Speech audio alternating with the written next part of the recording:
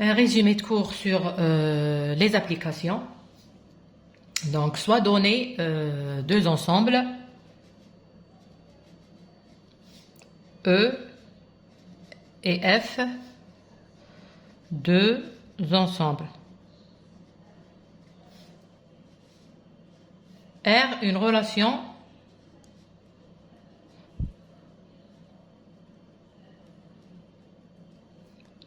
de E dans F. Définition, on va définir c'est quoi une application.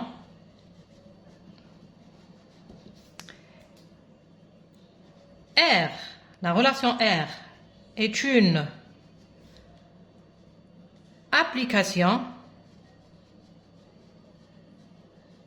si et seulement si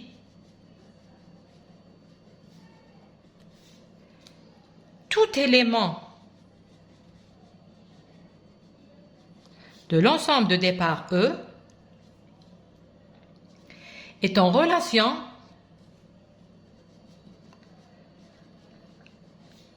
avec un unique élément,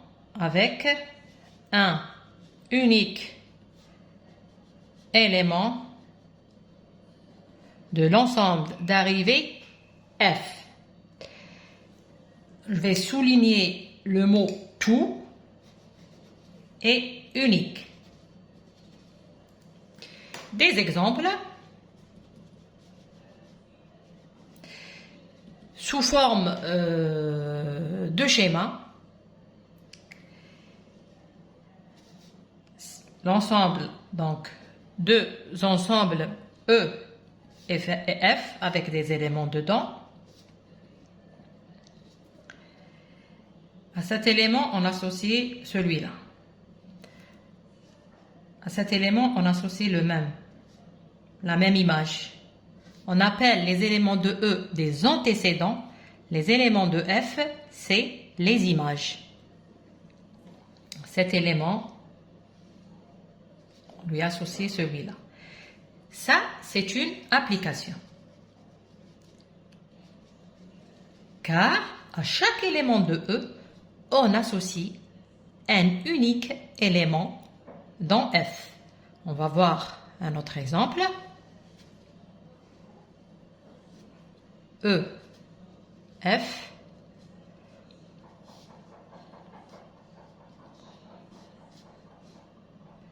Cette image a deux antécédents.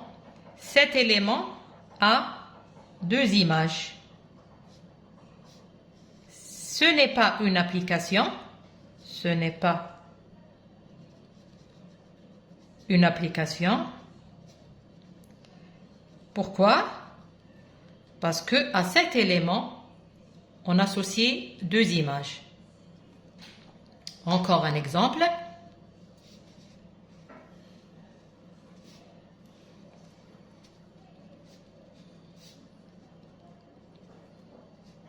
On lui associe cet élément, voilà. Ce n'est pas une application.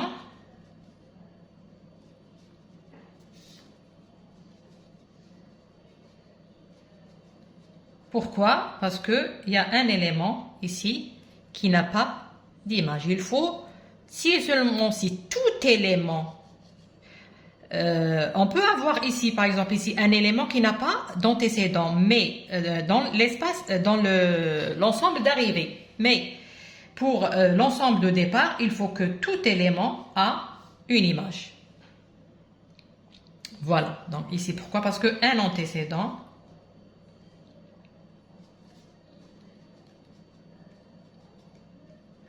n'a pas d'image. Voilà.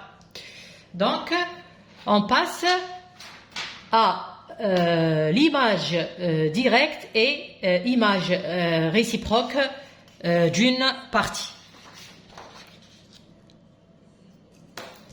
Image. Donc, premièrement, c'était la définition d'une application. À tout élément de l'ensemble de départ, on associe un unique élément de l'ensemble d'arrivée. image directe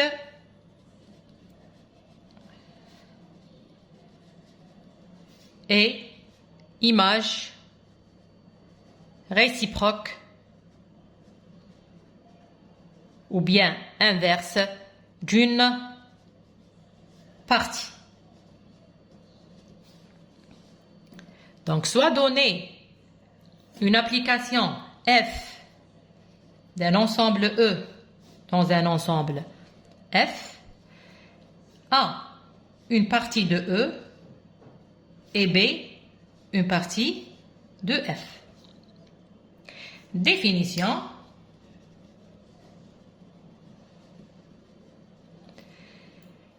F de A, l'image directe de la partie A dans l'ensemble de départ est égale aux images, les images de X, c'est les F de X telles que X dans A. On va voir un exemple. Quand il vous donne une application avec une partie dans l'espace, dans l'ensemble de départ, il vous demande de calculer l'image de cette partie. Donc, mettez, c'est l'ensemble des F de X, X dans A. Maintenant, l'image réciproque F-1 d'une partie B qui est dans F, F-1, F-1 de B. F-1 de B, je suis où? Je suis là. F-1 d'une partie B, je suis là. Donc, c'est les X dans E tels que F de X appartient à B.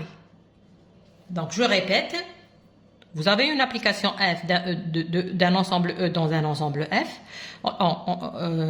Quand il vous donne une partie de E, il vous demande de calculer l'image directe de cette partie, c'est l'image A ici, F de A, on est là. Donc, c'est les F de X, X qui sont dans A. F-1 de B, l'image réciproque d'une partie B qui est dans F, dans l'ensemble d'arrivée F, c'est, alors, F-1 de B, je suis là. Donc, c'est les X dans E, tels que les F de X sont dans B. Exemple. Je vous donne l'application F de R. Dans R, à X, j'associe F de X est égal X au carré plus 1. Calculer, la question c'est calculer F de l'ensemble moins 1 de 3, F de l'intervalle 0,1, F moins 1 de l'élément 2, et ou bien du singleton 2 et F moins 1 de l'intervalle ouvert 1, 5 sur 4. Donc vous avez deux images à calculer. L'une est un ensemble fini. Il n'y a pas plus facile que calculer F d'un ensemble fini. C'est les images de chaque élément. F de 2, F de 3. Donc, F de moins 1, c'est moins 1, donc c'est un 2. F de 2, c'est un 5. F de 3, c'est un 10. Maintenant, on passe à F d'un intervalle. Je vous donne deux méthodes. F de, alors ça c'est premièrement, deuxièmement, troisièmement, quatrièmement. Donc, premièrement, c'est facile. La deuxième, F de 0,1, je vous donne deux méthodes. Première méthode, on travaille avec cet ensemble. Donc, j'écris F de 0,1, c'est les F de X, X dans A. Donc, X elle est dans A. Donc, notre X est entre 0, parce que c'est un intervalle fermé, entre 0 et 1. Et je retrouve F de X, elle est où? Donc, il faut retrouver, donc vous avez le X, il est entre 0 et 1, il faut retrouver votre F de X qui vous donne, elle est où? Donc, ici, X au carré, j'élève au carré, X au carré reste entre 0 et 1, j'ajoute un 1, x au carré plus 1, c'est entre 2 et 1. Donc, f moins 1 de 0, 1, c'est l'intervalle fermé 1, 2. Deuxième méthode.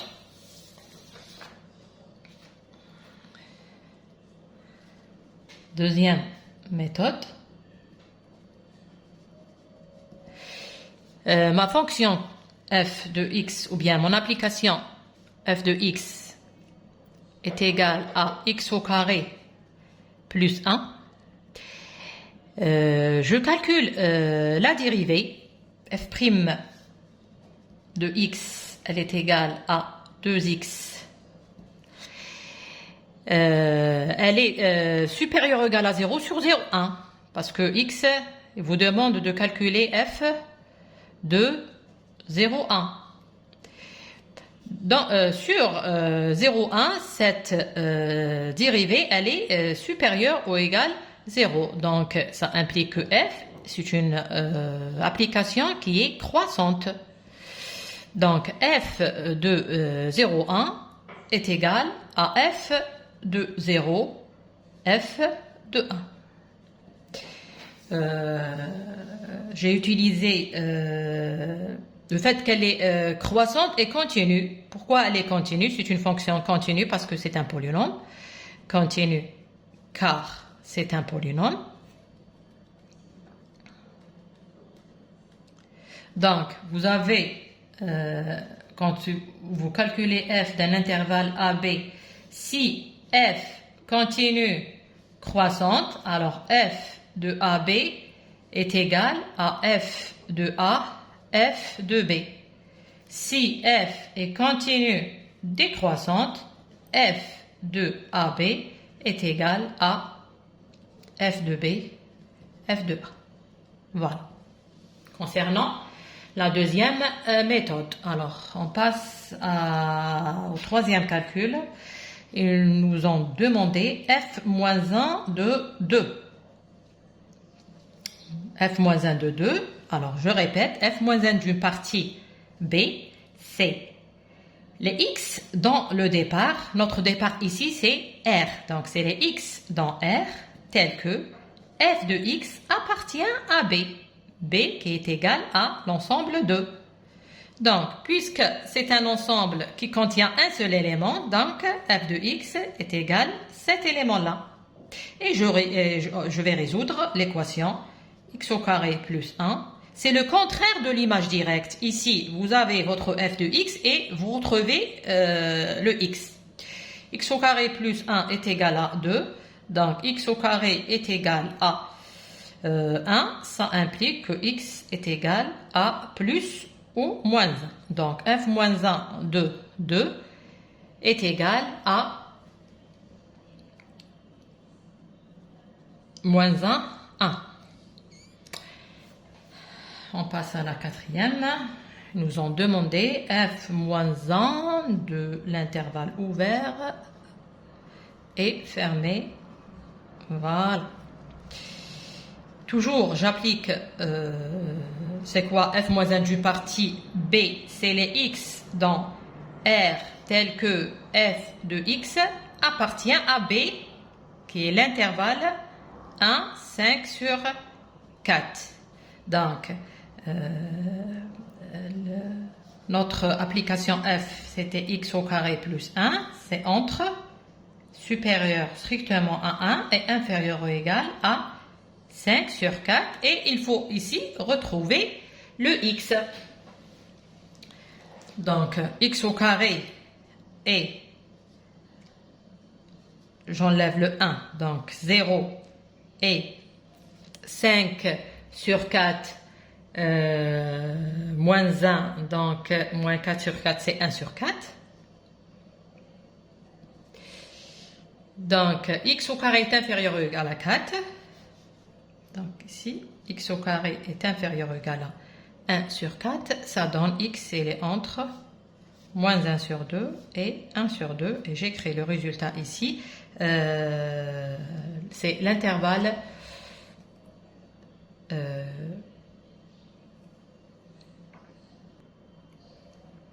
Donc c'est l'intervalle fermé, moins 1, 2, moins 1 sur 2, 1 sur 2, mais j'enlève le 0. Pourquoi? Parce que le x au carré était supérieur strict à 0. Donc ça donne le moins 1 sur 2, 0, union le 0, 1 sur 2. Voilà, concernant l'image directe et l'image réciproque. On passe maintenant à l'injectivité et la surjectivité des applications.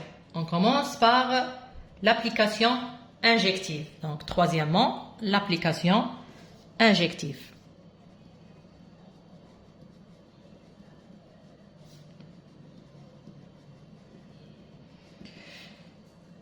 Soit donné une application f d'un ensemble E dans un ensemble F, définition.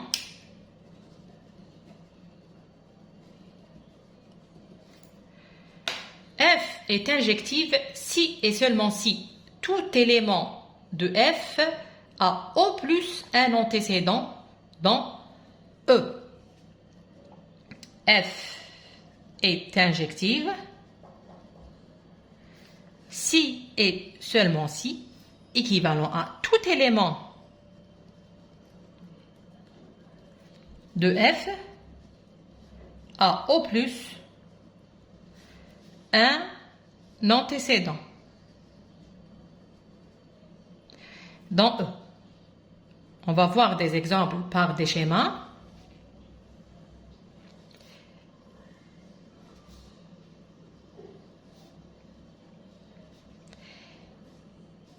Cette application est injective.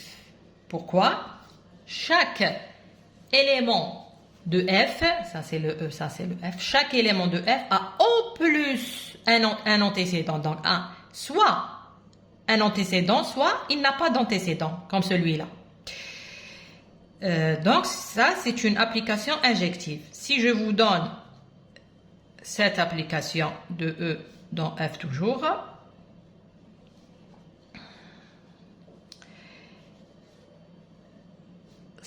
cette application n'est pas injective. Pourquoi? Parce que cet élément a deux antécédents, donc non injectif. En pratique, comment on montre qu'une application est injective? C'est important en pratique. F est injective équivalent à, quel que soit x1 dans E, quel que soit x2 dans E, f de x1 égale à f de x2 implique que x1 égale x2. On va voir un exemple. Exemple.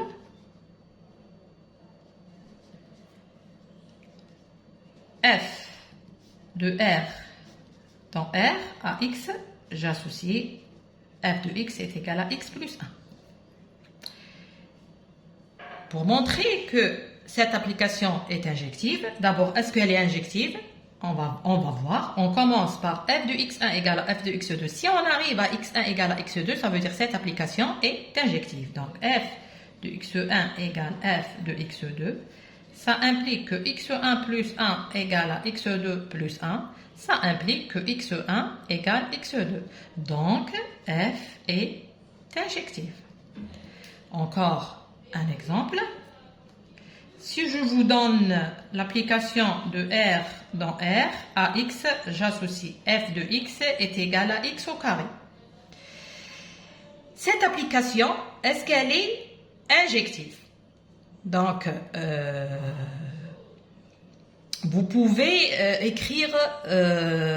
vous pouvez donner la solution de plusieurs manières. Si vous remarquez que f de 1 est égal à f de moins 1 est égal à 1. Donc, le 1 a deux antécédents, moins 1 et 1. Ça implique, alors, et 1, f de 1 est égal à f de moins 1. Donc, elle est non injective, la négation de non-injectivité ici, s'il existe x1, il existe x2, f de x1 égale à f de x2 et x1 différent de x2. Ici est 1 différent de moins 1, implique que f non injectif. On a travaillé avec la négation, je vais l'écrire ici. F non injectif, donc on fait la négation de ça. C'est équivalent à, elle existe x1 dans E, elle existe x2 dans E. La négation de l'implication, c'est celle-là et non celle-là. Donc f de x1 égale f de x2 et x1 différent de x2. Donc, j'ai trouvé x1 qui est égal à 1, x2 qui est égal à 2, f de 1 égale à f de moins 1 et 1 différent de moins 1. Donc, vous dites directement que f non injectif. Sinon, vous pouvez commencer par f de x1 égale à f de x2. Ça implique que x1 au carré égale à x2 au carré. Ça implique, faites rentrer la racine, x1 en valeur absolue égale à valeur absolue de x2. Donc, ça implique que x1 égale à plus ou moins x2. Donc, on n'a pas trouvé x1 égale à x2, mais il faut revenir à un contre-exemple ici. Ne dites pas qu'elle est non injective. Vous arrêtez là et dites elle est non injective. Non, il faut donner un contre-exemple. Le même exemple, ou bien f de moins 2 égale à f de 2 est égal à 4 et moins 2 différent de 2 implique que f non injectif. Ou bien, encore une méthode, le graphe de f de x égale à x au carré, il est comme ça. La parallèle à l'axe x, 0x' coupe le graphe en deux fois. Elle est non injective. Pour que notre fonction soit injective, il faut que le graphe, que le parallèle à x' au x coupe une seule fois. Par exemple, si on prend l'application f de x est égal à x3, cette application, elle est injective parce que la parallèle à x au x' coupe une seule fois sur tout le plan. On passe à l'application surjective.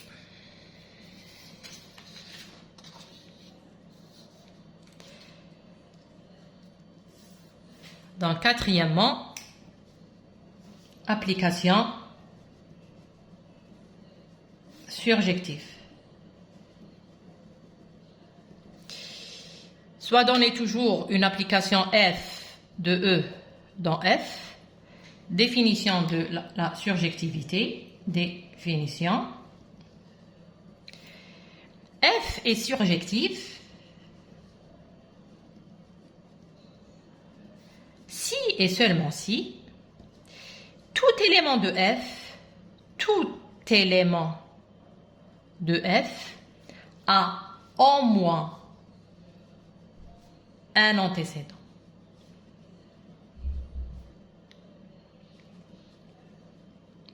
Dans E. C'est-à-dire, alors des exemples.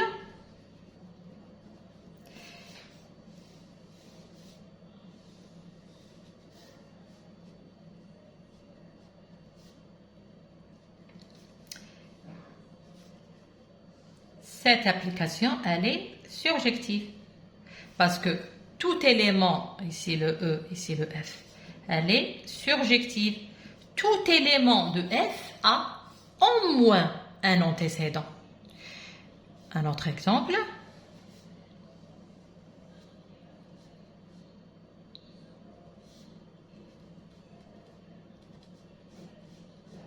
Cette application est non surjective. Pourquoi? Parce qu'il y a un élément dans F qui n'a pas d'antécédent dans E. En pratique, pour montrer qu'une application est surjective, il suffit de travailler avec cette définition. F est surjective, quel que soit Y dans F,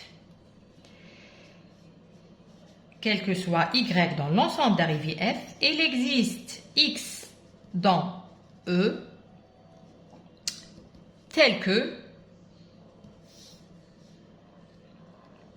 Y est égal F de X. On va voir les mêmes exemples de tout à l'heure. Si on prend F de R dans R à X, j'associe F de X est égal à X plus 1. Alors, comment on montre qu'elle est surjective? On se donne un élément, on dit soit Y dans R, l'ensemble, soit Y dans l'ensemble d'arrivées R. Je pose la question, existe-t-il X dans E tel que Y est égal F de X? Point d'interrogation.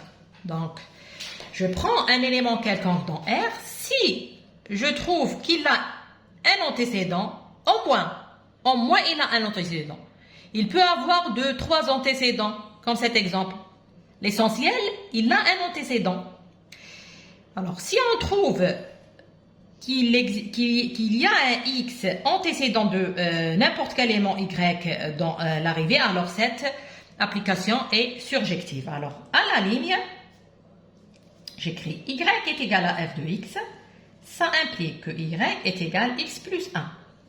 Et je cherche X en fonction de Y. Ici, l'application, c'est une équation affine, une équation d'une droite. Donc, X égale à Y moins 1. Donc, j'ai trouvé le X en fonction de Y. Donc, il existe. Maintenant, seulement, pardon, ici, existe-t-il X dans R? Le départ, c'est R.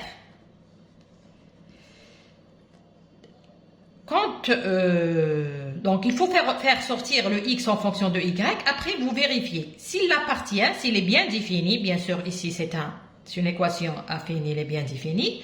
Et la deuxième chose, il faut vérifier s'il appartient à R.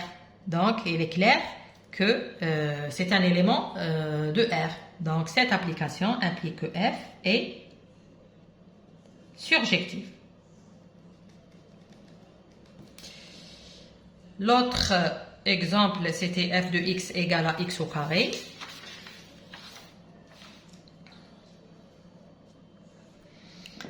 Deuxième exemple, c'était F de R dans R à X.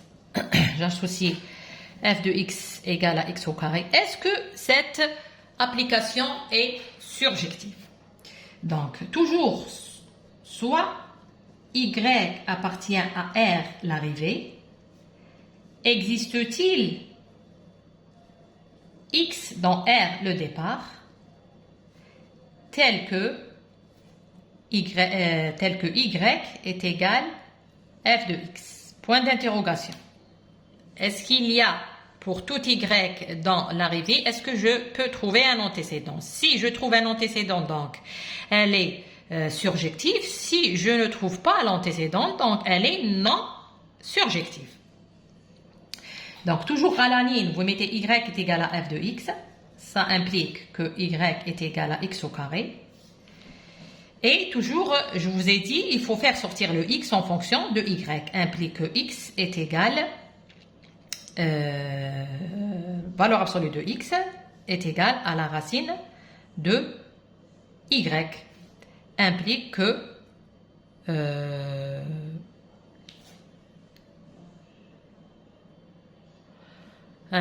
X est égal à plus ou moins la racine de Y. Donc, j'ai trouvé le X en fonction de Y. Est-ce qu'il appartient à R? Il appartient à R, il n'y a pas de problème. Est-ce qu'il est bien défini? Non, pour Y négatif, parce que le Y, je l'ai pris dans R. Pour Y négatif, elle n'est pas définie, donc non définie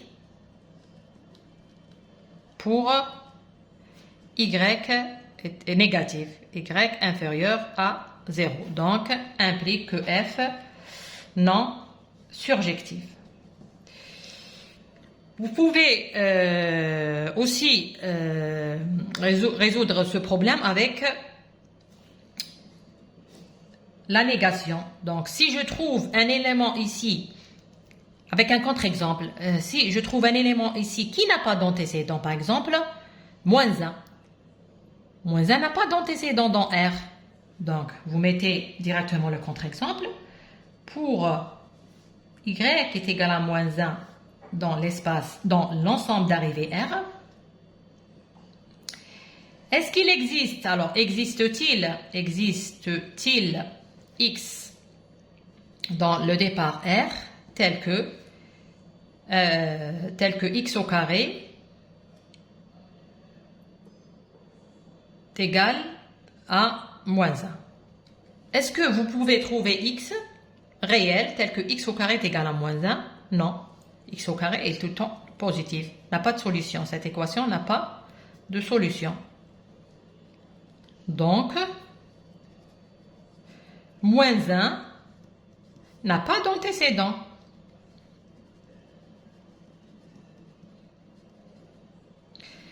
Dans R, le départ implique que F non surjectif. Encore une méthode du graphe. Le graphe de X au carré. F de X est égal à X au carré. F de X est égal à X au carré. Le parallèle, toujours le parallèle à X, X', ici ne coupe pas. Ne coupe pas le graphe. Implique que F non surjectif.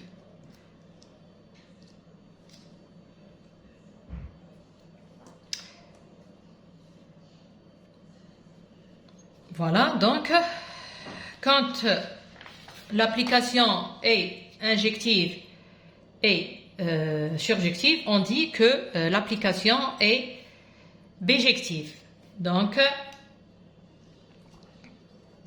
cinquièmement, application bijective.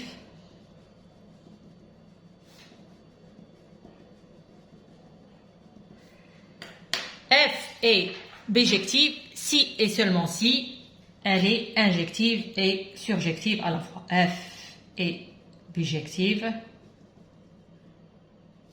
équivalent à F injective et surjective à la fois. On passe à l'application identité. C'est quoi l'application identité?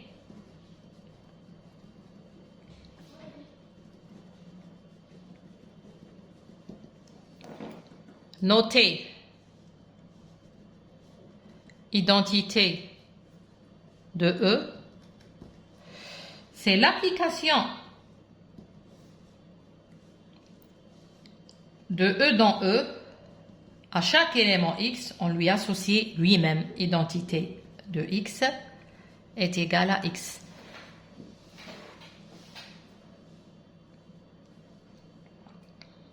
Composition des applications maintenant.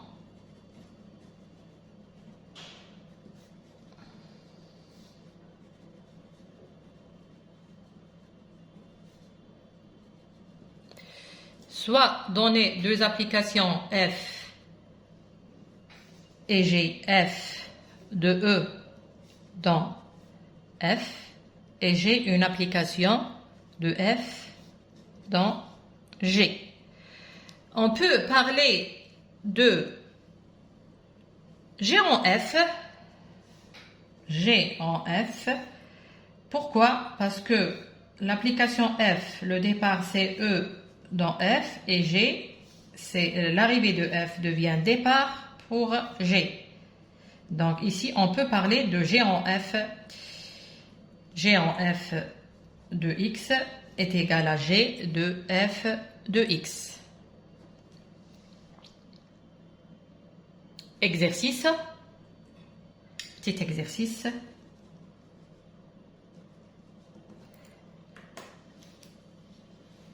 Soit donner deux applications F de 0,1 dans 0,2 et j'ai une application ici f à x, j'associe f de x est égal 2 moins x. J'ai une application de 0,2 dans 0,1 à x, g de x est égal à x moins 1 au carré. La question précisée, f rang g et g rang f. Préciser, f rang g et g rang f.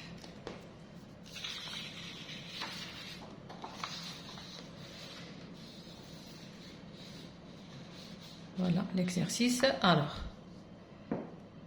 d'abord, on va faire le schéma. Est-ce qu'on peut calculer f rang g? Donc, f, le départ, c'est 0,1 et l'arrivée, c'est 0,2. G, c'est le départ, c'est donc, je peux calculer g rang f. 0,1. G rang f de x est égal g de f de x. G de f de x est égal à f de x moins 1 au carré.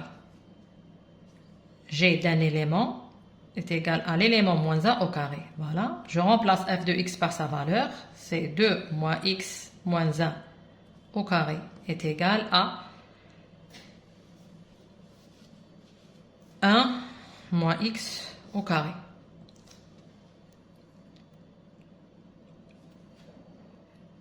Maintenant, f, est-ce que je peux calculer f rangé? G, le départ, c'est 0,2, l'arrivée, c'est 0,1. Oui, je peux. Et f, le départ, c'est 0,1 et l'arrivée, c'est 0,2. Et maintenant le calcul, f rang g de x est égal à f de g de x. F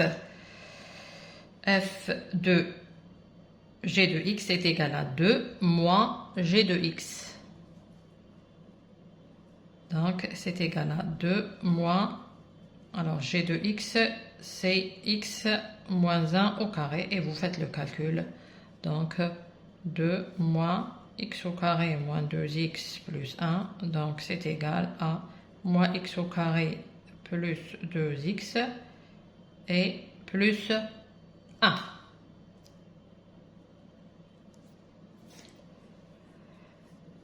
On arrive à l'application inverse ou bien l'application réciproque. Donc numéro 8.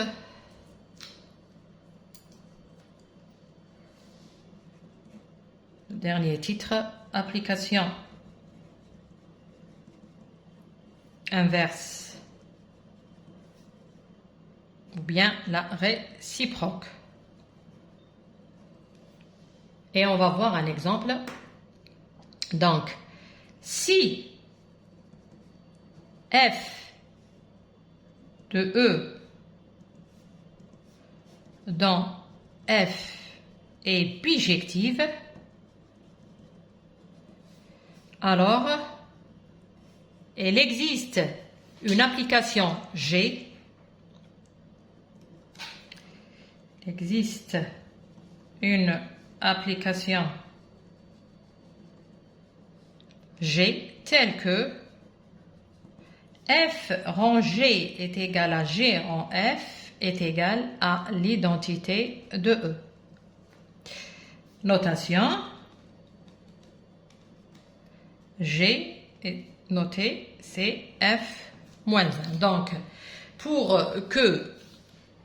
qu'une application admet n inverse, il suffit que cette application est bijective. Donc, c'est une condition nécessaire et suffisante pour que le f-1 existe. Il suffit que G ait une bijection. Donc, un exemple.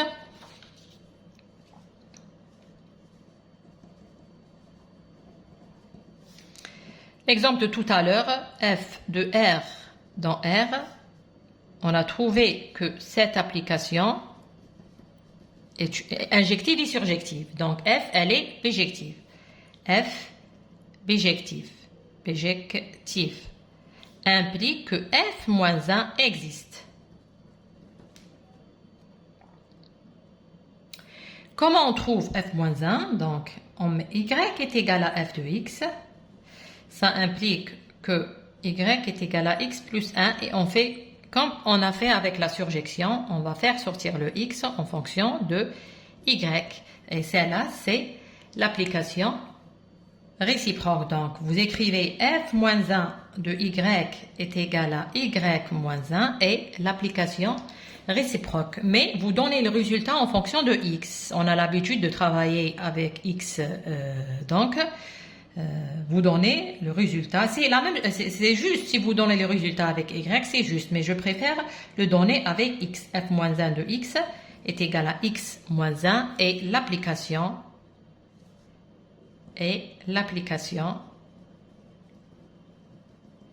inverse de f de x qui est égal à x plus 1.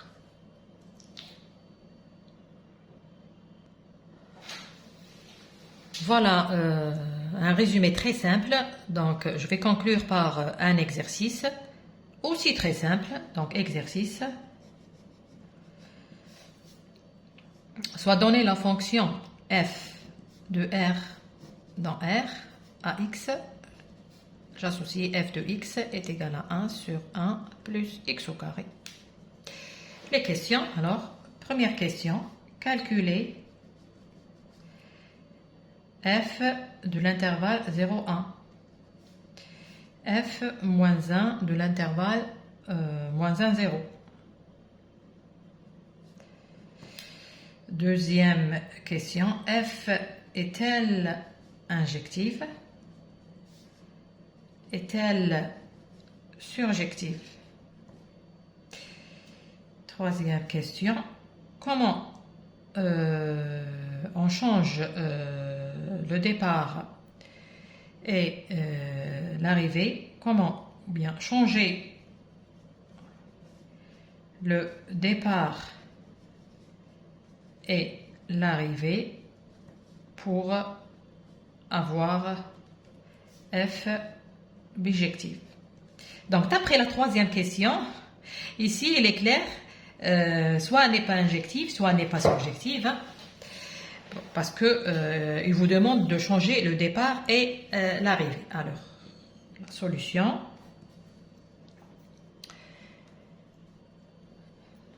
Premier calcul, donc calculer f de 0, 1. f de 0, 1, c'est, par définition, les f de x tels que x appartient à 0, 1. Donc, x, il est entre 0 et 1, et je retrouve notre f de x. Donc, le carré de x, il est toujours entre 0 et 1. J'ajoute un 1. Donc, 1 plus x au carré entre 1 et 2. Donc, c'est équivalent à 1 sur 1 plus x au carré entre 1 sur 2 et 1. Donc, ça, c'est notre f de x. Donc, f moins 1 de 0, 1, c'est le 1 sur 2, 1.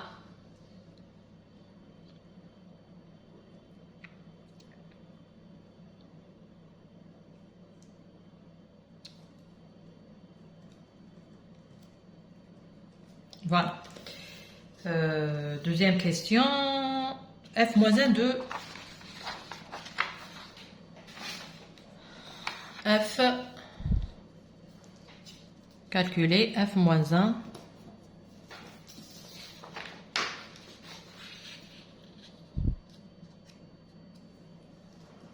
F moins 1 de, c'était moins 1, 0. Voilà.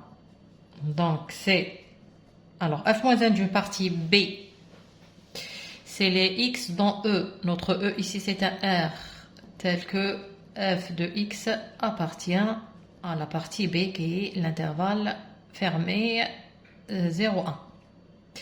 C'est-à-dire 1 sur 1 plus X au carré, il est entre moins 1 et 0, chose qui est impossible parce qu'on a une quantité positive ne peut pas être inférieure à 0. Donc, f moins 1 de cet intervalle, c'est l'ensemble vide. Je ne peux pas trouver de x qui satisfait à cette inégalité. Donc, le résultat, c'est l'ensemble vide. Deuxième question, c'était f est-elle injective? Alors, on remarque que f de moins 1 égale f de 1 et 1 différent de moins 1 implique que f non injectif. Alors, après, f est-elle surjective? D'après ce calcul, tous les éléments de moins 1, 0 n'ont pas d'antécédent. Donc, d'après f moins 1 de moins 1, 0 est égal à l'ensemble vide, implique que f non surjectif. Voilà. Comment maintenant on change le départ et l'arrivée pour avoir l'abjection? Donc, troisième question. C'était le problème pour l'injection, c'est les négatifs et les positifs. Donc, le départ, soit je prends R+, pour le départ, je prends R+, ou bien R-. Donc, le départ, je prends R+, ou bien R-. On va maintenant voir pour avoir la surjection. Donc, soit Y appartient à R, l'arrivée. Existe-t-il X dans le départ tel que Y est égal à F de X? Donc, on va chercher le X en fonction de Y. Donc, existe-t-il X dans le départ R tel que Y est égal à F de X?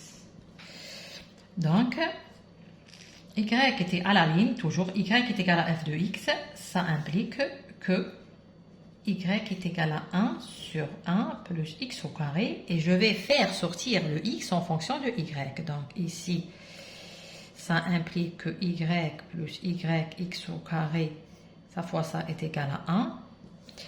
Donc ça implique que YX au carré est égal à 1 moins Y. Ça va donner X au carré est égal à 1 moins Y sur Y. Ça implique que X est égal plus ou moins la racine de 1 moins Y sur Y. Voilà, on a trouvé le X en fonction de Y. Il reste à montrer s'il appartient, il est là, voilà, s'il appartient à R, il n'y a pas de problème, c'est un réel. Maintenant, est-ce qu'il est bien défini? Donc, on va voir le domaine de définition de ce qui est sous la racine pour donner le domaine de définition qu'on trouve. On va le prendre comme ensemble d'arrivées pour avoir la surjection. Donc ici, c'est une fonction racine avec une fraction. Il faut que sous la racine soit supérieur ou égal à 0. Donc on va faire un petit tableau. On va étudier le signe sous la racine, donc 1 moins y, y. Alors, 1 moins y va s'annuler. Donc, le y s'annule en 0 et le 1 moins y s'annule pour y est égal à 1. Voilà.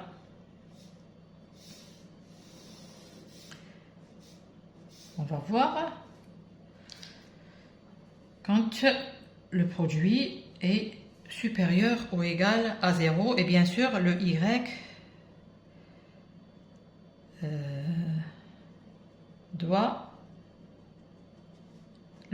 est différent de 0 parce que il y a une fraction ici. Le dénominateur doit être différent de 0.